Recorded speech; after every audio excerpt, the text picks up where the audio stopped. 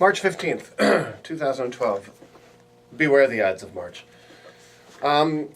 Self-sabotage. So, again, as I say at the beginning of every blog entry, that this website and this video diary, blog, whatever you want to call it, is a story. And it's a story of my attempt in my life to not sabotage my life, to be able to move forward professionally, socially, as a parent, as a boyfriend, whatever, in a way that is healthy and that isn't self-sabotaging. That I don't act upon thoughts, beliefs, misperceptions. I don't react. That I take time to contemplate, to reflect, to understand, so that I don't sabotage my life.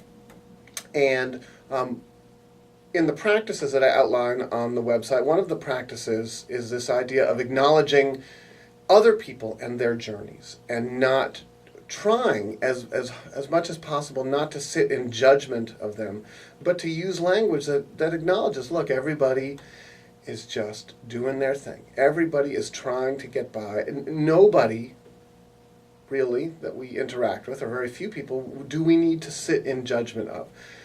Sure, we can sit back, I can sit back and I can yammer on about politicians and people on Wall Street and and make judgments, etc. But I'm talking, in particular, I'm talking about the people with whom we interact every day. Because everybody is just trying to do the best they can.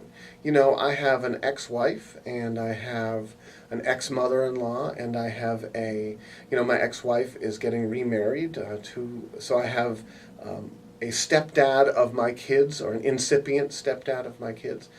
And each of them is trying to do, based upon the conditions of their life, how they're feeling, their physical health, whatever, is trying to do the best that they can. And so I will sabotage my own life if I sit in judgment of them in any way and then act upon those judgments. So, for example, yesterday, my ex-mother-in-law, I coach soccer for a living, and March is very busy because there are 3 of us on the coaching staff who cover most of the sessions, the training sessions, the practices in March.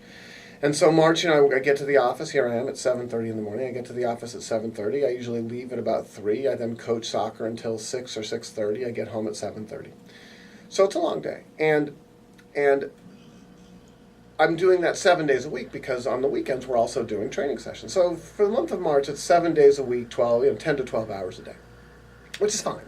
I'm fine with that. But it means I can't be there as much for my kids. I can't have my kids, who are 9 and 10 years old, sleeping over at my apartment as often during this month. And my ex is getting remarried, and they're getting married Memorial Day weekend. So I think that there's a lot of planning to do, and yesterday, my ex-mother-in-law was asking me some questions because I pick up the kids in the morning to take them to school, and she was saying, wow, so do you coach on the weekends too? Now, what happened in my brain was I went into this mode where I assumed that what she was backhandedly saying is, we need time on the weekends, Dan, because we have to plan the wedding, and you're not, pulling your weight. And a way that I would sabotage myself would be to react to that perception, right? So I perceive that what she is saying and what she means, what her intention is A. And I react to A. And number one, it may not have been her intention at all. She may have just been asking. So you're busy on the weekends, totally innocently. And B, even if it were her intention, even if she doesn't have the ability to come right out and have a conversation with me about it because she's scared of me, she's nervous, whatever, I don't know, I shouldn't judge her for that. I shouldn't react to that and become, overbearing and angry and reactive in a way that then sabotages, is obviously not fair to her, but also sabotages my life because I create conflict where conflict doesn't need to exist. And that makes life more difficult. That's self-sabotaging. When we act upon misperceptions, or when we act upon judgments of others, when we judge others and act upon those judgments, we sabotage ourselves. I sabotage myself. Look, yesterday here at work, one of my colleagues made a comment about, I was saying, I need to work with an individual player, and this colleague said to me, well, you need to make sure the parent is there because you don't want to be alone with the player.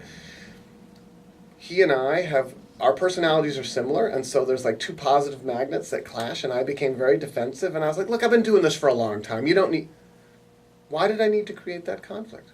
Was he, you get the picture. In my reaction, because of my defensiveness, sabotaged myself.